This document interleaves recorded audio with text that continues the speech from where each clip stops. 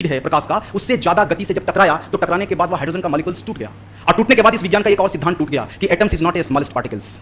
उस एटम्स का जो प्रोटॉन है, यह प्रोटॉन 3 खंडों में टूट गया। 2 खंड टूटे जिनके पास आकृति रही और एक खंड ऐसा टूट के निकला जिसके पास कोई आकृति नहीं थी, केवल वह प्रकाश के रूप में था। और उसी प्रकाश रूपी खंड को वैज्ञानिकों ने कहा कि यह ईश्वरीय कण है, इट्स गॉड पार्टिकल्स।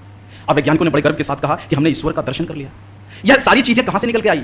हमारे घरों में जो दही मथने की क्रिया है उसी से, क्योंकि इसी में सबसे ज्यादा हाइड्रोजन होता है, शुद्ध हाइड्रोजन अगर कहीं है, वैसा ही हाइड्रोजन जैसा हाइड्रोजन सूर्य में सतत जलता है और उससे अग्नि निकलती है, प्रकाश निकलता है, उससे प्रज्ञा ऊर्जाएं निकलती है, क्रिया ऊर्जाएं निकलती है, ऐसी ही ऊर्जा, ऐसी ही हाइड्रोजन अगर कहीं है इस धरती पर नैसर्गिक रूप में, तो वह गाय के दूध में है, दूध से बने हुए दही में है। दही के मथने से जो क्लॉकवाइज एंटी क्लॉकवाइज दही का जब मंथन होता है, दही के मॉलिक्यूल्स जब आपस में टकराते हैं तो टकराने के बाद वहां भी वह गॉड पार्टिकल्स निकलता है। इसको हमारे शास्त्र कहते हैं ब्रह्म ऊर्जा, कि जब दही के मॉलिक्यूल्स आपस में टकराते हैं तो ब्रह्म ऊर्जा निकलती है। और ऐसा ब्रह्म ऊर्जा जो आकृति धारण करता है और मक्खन के रूप में ताप के ऊपर तैरता हुआ नजर आता है। इसमें से अगर जल को निकाल दो तो अग्नि होती है, यानी तूप होता है। तूप कुछ नहीं, सूरज में जलता हुआ हाइड्रोजन है।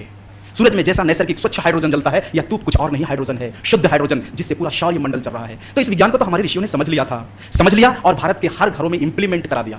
भारत के हर घरों में गाय रही, भारत के हर घरों में दूध दही बना, दही मथा, मक्खन निकला और मक्खन हमने अपने बच्चों को खिलाया। क्यों?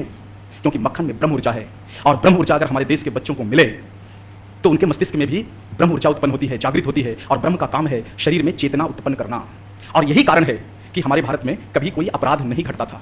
हमारा भारत में एक कहा जाता था कि राम राज्य था। यहाँ पर राम राज्य यानी यहाँ पर इतनी सादगी, इतनी शुद्धता, इतनी सत्यता कि कोई भी व्यक्ति अपने घर में किवाड़ नहीं लगाता। ताला हमारे देश में नहीं था। क्यों? इसलिए कि हम पूरे भारतवासी मक्खन खाते थे। हम पूरे भारतवासियों के मन में चेतना जागृत रहती थी, विशुद्ध चेतना। और उसी चेतना का प्रभाव है कि कोई दुर्गुण विचार हमारे मन में नहीं आता था। लेकिन जब कोई दुर्गुणी इस देश में खड़ा होता था हमारी सामाजिक व्यवस्था को ध्वस्त करने के लिए, तो वही चेतना विकराल रूप धारण करती थी और असुरों का संहार होता था।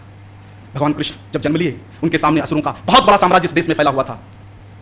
उन्हें लगा कि अगर इतने सारे असुरों से लड़ना है तो हमारे बाहुओं में बड़ा बल चाहिए, एक बड़ी चेतना चाहिए। तो उन्होंने मक्खन खाया, अपने घर का भी मक्खन खाया, पड़ोसियों के घर का भी मक्खन खाया, पूरे गांव के लोगों का मक्खन खाया। बोले जितनी गालियां देना है दे दो, जितनी लड़ाई करना है करने दो, जब मैं बड़ा होऊंगा तब यही ब्रह्म ऊर्जा, ब्रह्म चेतना जो मक्खन से मुझे मिल रहा है, यही काम में आने वाला है। और उसी चेतना के आधार पर बचपन से उन्होंने जो असुरों को मारने का जो कृति अर्जित किया, असुरों को मारने का जो प्राप्त किया ऊर्जा, जीवन के अंतिम दिनों तक लड़ते रह गए और अंततः उन्होंने इस पूरे भारत में एक अच्छे सामाजिक व्यवस्था की स्थापना कर डाली।